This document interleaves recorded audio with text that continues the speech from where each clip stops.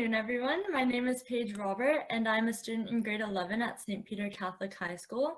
I play both soccer and basketball competitively, and I'm excited to be interviewing former St. Pete's basketball legend, national team player, now coach, and former Olympian Courtnay Pilypaitis.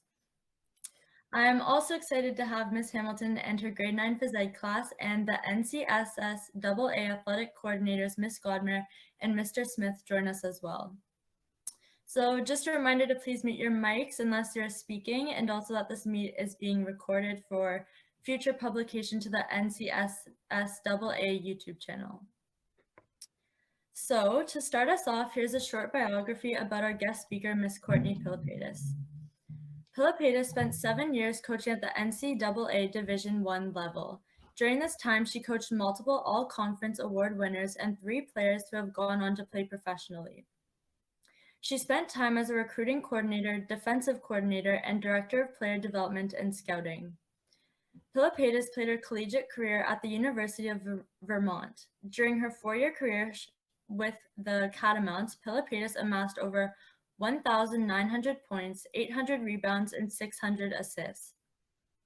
She finished with 1,993 points scored, 905 rebounds, and 636 assists in 4,060 minutes played. Pilypaitis led the Catamounts to back-to-back America East Championships and NCAA tournament appearances in 2009 to 2010. The 4-time all-conference selection helped Vermont earn their first ever NCAA tournament win with an upset against Wisconsin in 2010. She earned America East Rookie of the Year honors, as well as being named Conference Player of the Year as a sophomore. Following graduation, she pursued a professional basketball career, playing 2 seasons for the VICI Kaunas in Lithuania. VICI won back-to-back Lithuanian Cup and Baltic Women's Basketball League championships, and Pilypaitis was named Eurobasket.com All-Lithuanian and LMKL Import Player of the Year both years. She was also a 2-time All-League selection. Pilypaitis was a member of the Canadian national women's basketball team, competing in over 100 games and a member of the 2012 Olympic team. I think it is safe to say that Pilypaitis has had some outstanding achievements as a player and so far as a coach as well. Here's a short video comprised of some of her career highlights.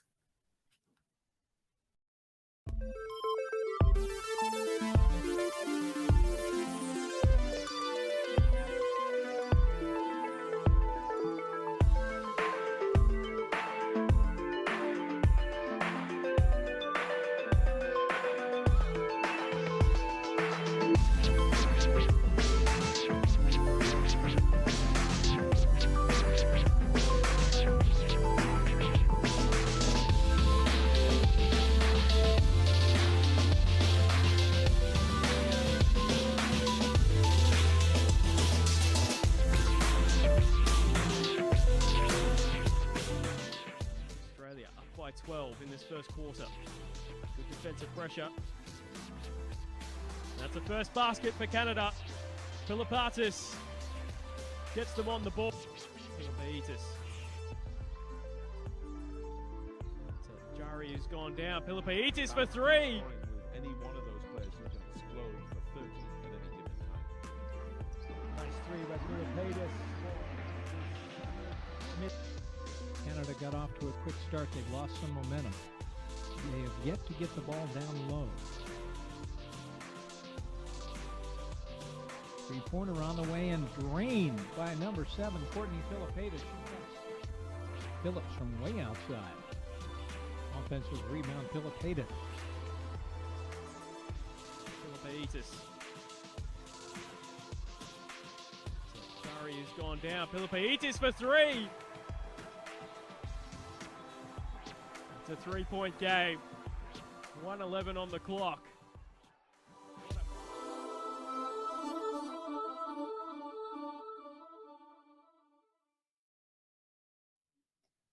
What an awesome video. So Courtnay, if you don't mind, I would love to ask some questions before I open the floor up. Yeah, go ahead. Great. So when you were a younger athlete, what were some of the specific steps you took to be noticed and recruited?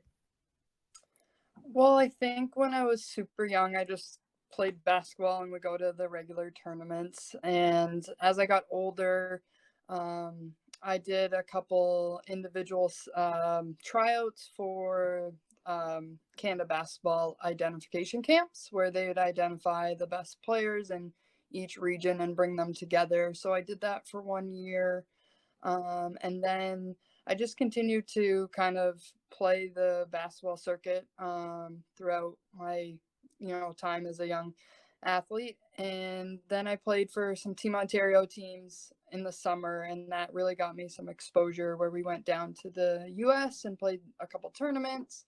And then from there was able to get some college attention from the US. And then at that point they would come see me play, and it kind of, my play took care of it after that. Really cool. So were you considering other schools other than the University of Vermont, or was staying in Canada ever an option for you? So staying in Canada wasn't an option in my mind back when I was going into college, just because at the time there wasn't even really much scholarship opportunities in Canada. Now that's since changed, but at the time I was looking to go to the US, and some of the players before me in the area that were really good had done the same thing, so I kind of wanted to follow their footsteps. So I did consider some other schools in the US, not really any in Canada at the time. And I ended up just making a decision after a long decision process, and just kind of went with my gut and my heart at the time. And it worked out pretty well.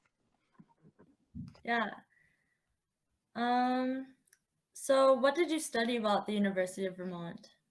I took public communications, so I did my degree in that. Okay, wow.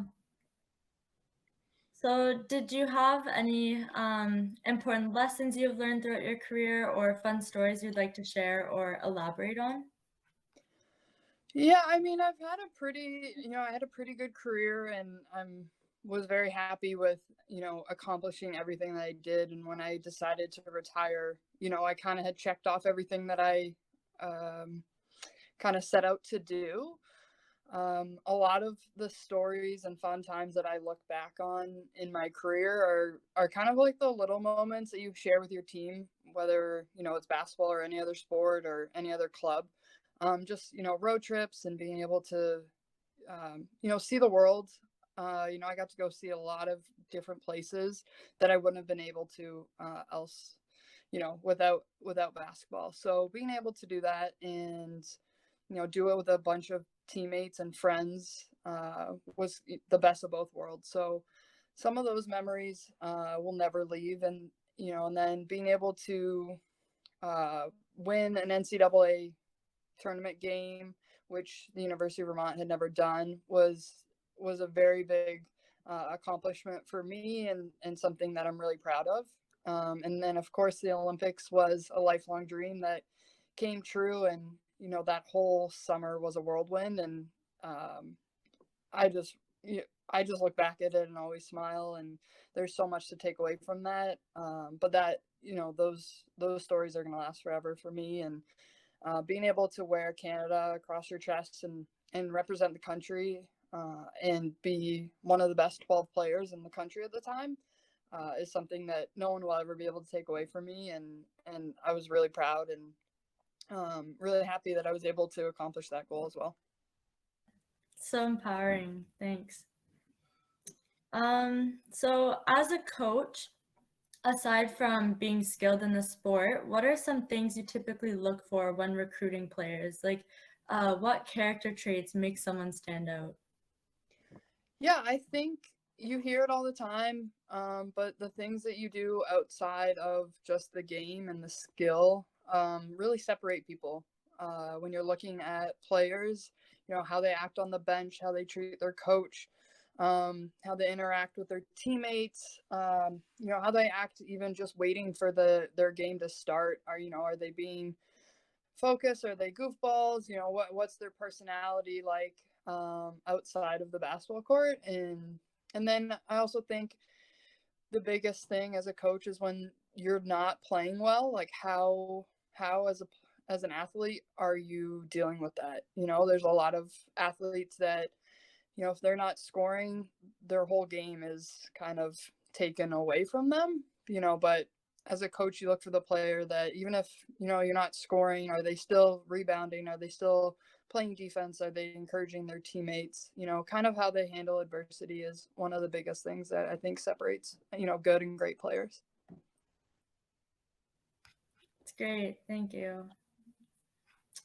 And lastly for me, do you have any advice or anything else you'd like to say to help keep young athletes motivated during this unprecedented time?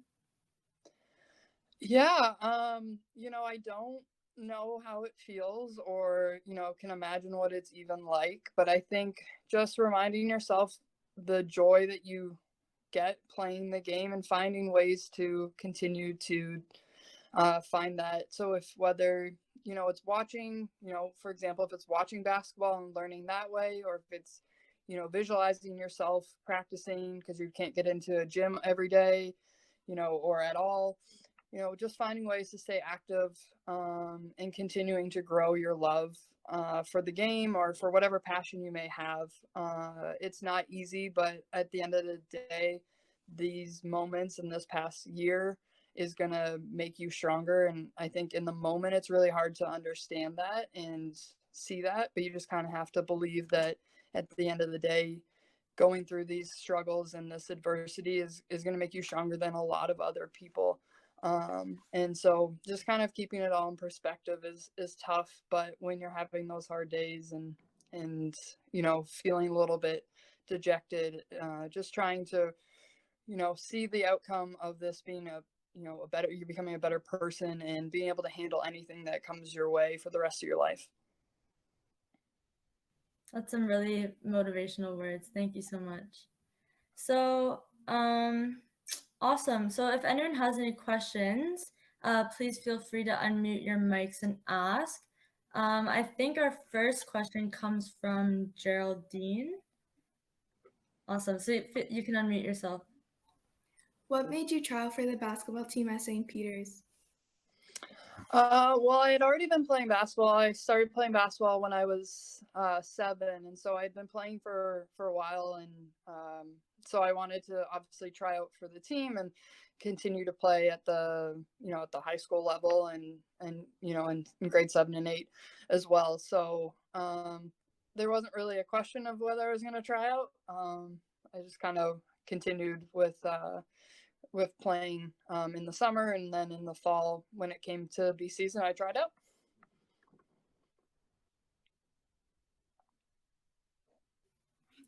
Cool. So I think the next question, I think Mary has a question. Yeah. What made you love basketball? Were you like influenced by like siblings and relatives? Yeah. So again, like I said, I played starting when I was about 7 years old. And I can't honestly remember too much of that time, but I just remember it being so much fun and being an activity that I really, really liked. And as I got a little bit older, you know, I would watch people on TV or older players in the, you know, in the area and wanted to kind of be like them. And then my dad also coached me. And so it was something that, you know, you could tell that he really loved as well. And so I just kind of fell into this love. And then I had some really great teammates and friends that I'm, you know, still friends with now that made it fun at the time. And then as I got a little bit more skilled, I kind of fell in love with, you know, getting better and learning new skills and seeing them, you know, work on them all, you know, all summer and then see it kind of play out in a game in the fall and high school season or things like that.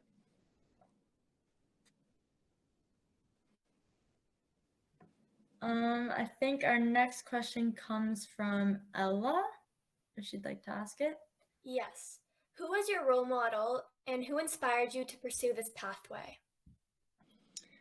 Yeah, so it's similar to, you know, the last question. I think my dad had a big influence on me growing up. And then, you know, I had a lot of really good athletes ahead of me that, again, I really wanted to be like and do everything that they could on the court. And, you know, I also had some really great coaches in the summers with my provincial teams and my, you know, summer teams. And then, you know, in the high school level, I had some really great coaches that kind of pushed me.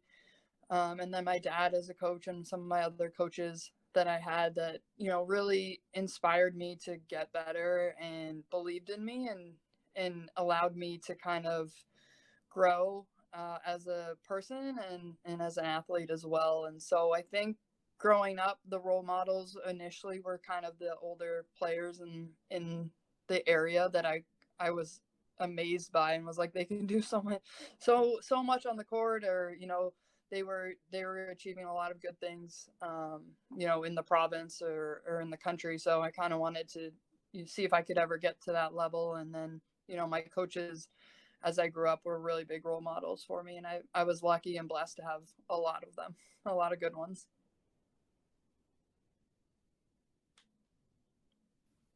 And Geraldine, I think you have another question.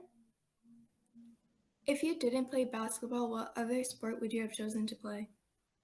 I probably would have played soccer. I grew up playing basketball and soccer until, you know, just after grade 8. I kind of had to make a decision because I was playing both competitively.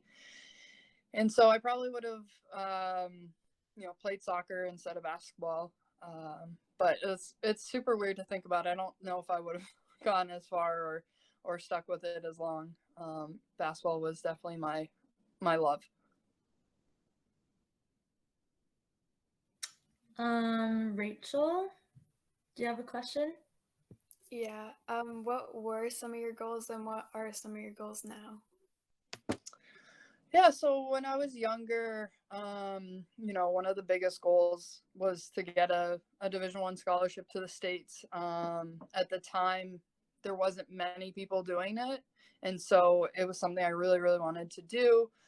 And then when I got there, I wanted to go to the NCAA tournament. You know, you grow up watching the sport and seeing March Madness, and I wanted to be a part of that and help my team do that.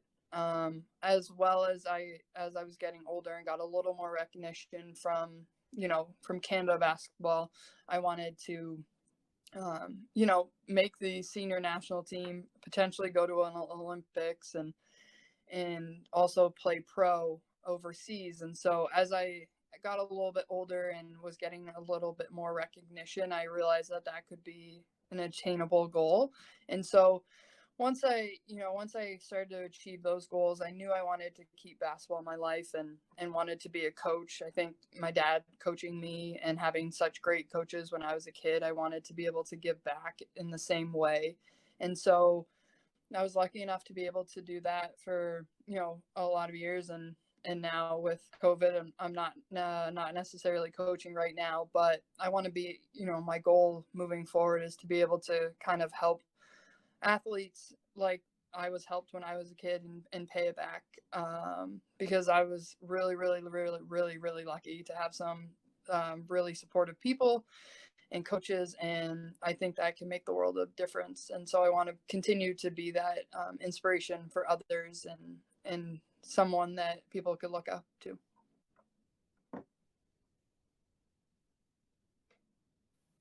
And next question, I think, comes from Emily. Hi.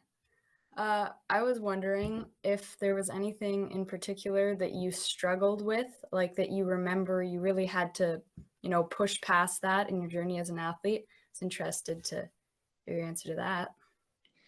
Yeah, I think as an athlete at you know, most days there's some sort of self-doubt that kind of creeps in, especially when you're working so hard and putting everything into it, you know, and the doubt of maybe it not even, you know, achieving all your goals sometimes kind of can creep in. So I think when I was younger, I dealt with that a little bit, in terms of, you know, am I good enough?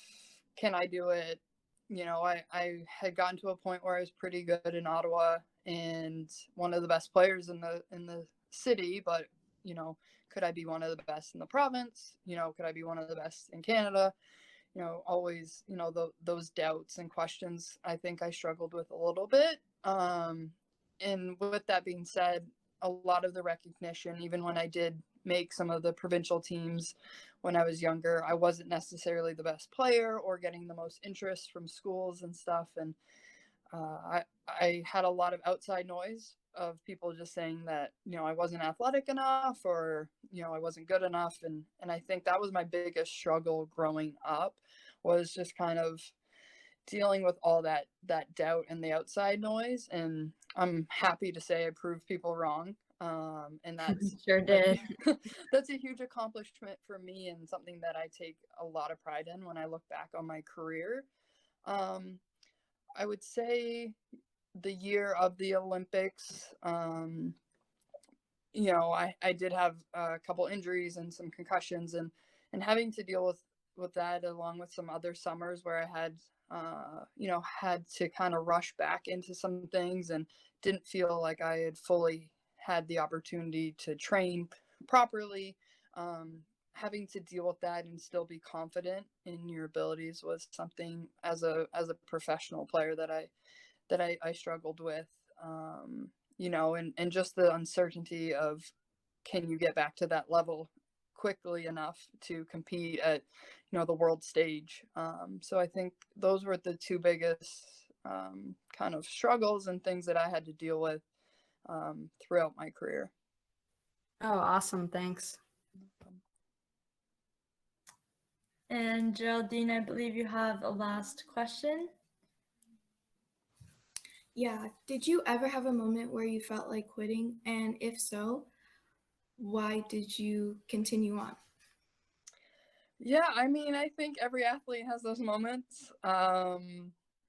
It's a lot, especially once you get to the next level. It's a job, right? So it's every day you are, expected to do whatever you can to get better. And I think, going overseas is tough. You're away from your family and friends. You're living on your own in a country that doesn't necessarily speak English. My coach spoke a little bit of English, but he spoke mostly the language there in Lithuania. And so you're at practice and they're yelling and you have no idea if it's at you or if you're doing something good, bad. Little moments like that, you can end up weighing on you and feeling like, why am I doing this? Why am I missing my best friend's wedding to be over in Eastern Europe playing a random basketball game? But at the end of the day, I was doing it for a bigger goal. I love the game, and being able to achieve my goals. And like I said, I had a lot of goals growing up and I wanted to achieve them all. And so being able to kind of look back and say, no, this is the reason that I'm doing this, and having strong beliefs that it's gonna, pay off, kind of negated that feeling of quitting. And there's of course always days that, you've been practicing for 4 or 5 straight days and the next day of day off, but you should be getting shots up. So, you kind of lay in bed an extra minute or two and it's like, okay, well, why am I doing this? Like I want to go hang out with my friends or, do all those things, or do other things other than basketball. And I think it just ends up, again, going back to the love of the game and the reason that you're doing things. You want to be able to know you gave your whole effort, and it's something I grew up and loved and has given so much to me, and I owed it back to the game to kind of work as hard as I can to achieve everything. So there was definitely many days of doubt and quitting in terms of the thoughts, but they quickly pass when you realize, it's what you need to do to achieve your goals and stay motivated. Awesome. I think Ella has another question. Yes, I do. What do you do before a game to deal with nervousness? And did you have any pre-game rituals? Yeah, so I wasn't super big on like superstitions or anything, especially as I got older. When you're in Europe or you're traveling the world, you never really knew what the circumstances were going to be before games. You might have 20 minutes to warm up. You might have a whole hour and a half to kind of go through a routine. So I kind of kept it pretty simple in terms of a routine. The biggest thing would be I would chew some gum before in warm-ups and spit it out before any game, and then kind of listen to music before games and kind of visualize what I needed to do for a specific game, or just kind of visualizing myself playing well was something that I could do for any game.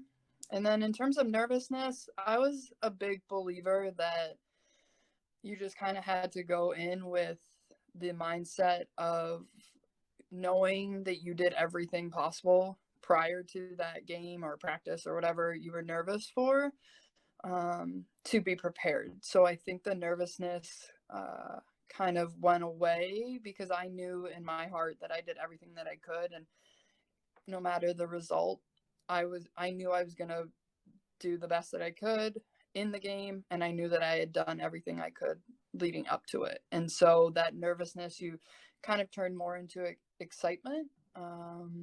But I think just knowing myself, knowing that I did everything that I could, kind of helped me deal with that. But again, you still get nervous. I'm not gonna lie, going into the first game of the Olympics, I was really nervous, but you just fall back on everything that you've done in your training. But it gets a little bit easier as you have more and more experiences. And I think once I played in the Olympics, I was never gonna have a bigger moment than that. So games after that weren't as nervous for me, if that makes any sense. Cool. And Emily, I think you're up to ask a question. So I was wondering, when you had like a bad game, a game that didn't go well, how did you deal with that when you were done? Like, what kept you from giving up, or did you have anything in particular that you do to deal with that? Yeah, when I was younger, I was more of a, what you would probably say, had a little bit more attitude. And so I let it affect me. After the game, I wouldn't want to talk to my parents or my friends or family. I wouldn't want to hear any sort of encouragement. At the time, I just kind of would shut down mentally and not allow myself to take any positives away from, a bad game or practice. But as I got older and put more and more time into the sport, the same thing that kept me from being nervous kind of kept me from allowing bad games or practices to affect my daily life. So I knew again that I tried my best. I did everything I could. And sometimes games don't go the way that you want, for your team or individually. And so I was able to kind of look at the positives and see, I might not have been able to shoot the ball as well as I normally do, but I was able to rebound, or I was able to execute the game plan on defense a lot better than I had in the previous game. So I think just being able to have that perspective of, taking some sort of positive out of each game or practice, and then just kind of used it as motivation for the next game or practice. And I demanded a lot out of myself, and so I knew I could do better in those moments, and just kind of used it as fuel to get better. But in the beginning, when I was younger, I definitely let it linger a little bit more. And the biggest thing that I would say, and I wish that I learned earlier, was the ability to have confidence, in yourself, and that you're going to be able to bounce back. And, bad games and practices happen to everyone, and that you just have to trust that you've given everything that you can and be okay with that. And I think once I grasped that, I was able to kind of bounce back from, bad practices or games a lot quicker. That's great. Well, it sure paid off. It's awesome. And Mary, I believe you have another question. Yeah. What was or is your favorite WNBA and NBA teams and players? Yeah. So when I was younger, I kind of, grew up loving UConn women's basketball and the NCAA. And so from there, I my favorite player was Diana Taurasi and still is. She's still playing, and I was lucky enough to actually get to play against her a couple times, which was pretty cool. And so the Phoenix Mercury that she plays on is kind of, I would say my favorite WNBA player. Her player and team, and then Brianna Stewart is one of the up and coming stars that I really enjoy watching play. As for the NBA, I mean, I'm a Raptors fan, but I feel with players that they're trading teams left, right, and center nowadays, that I just kind of don't really follow many teams. I just follow players. But I grew up loving Steve Nash, as I feel like most Canadian basketball players my age did. But right now, I mean, Kevin Durant and Luka Doncic are kind of like my favorite players right now to watch. Cool. And Rachel, I believe you have a question to ask. Do you have one game that was like your best game? Yeah, I mean, I have a couple that I had some really good stats with. But I would say that my best game, I would say, would be our last game with Team Canada before the Olympic games. It was kind of a win and you were into the Olympics. If you lost, you were out. And we played Japan for the last spot to the Olympics, just a couple weeks before it was supposed to start. And so I played pretty well that game. I was the leading scorer and I had a bunch of assists, and I was really, really, really happy that I was able to hit some really big shots in the moment and help, our team qualify for the Olympics. So I think that's probably one of the games that I was, my biggest game. I've scored more and had better stats in other games, but I think that was the most meaningful for me. Awesome. And Mary, I believe you have another question. Do you still sometimes play competitive basketball?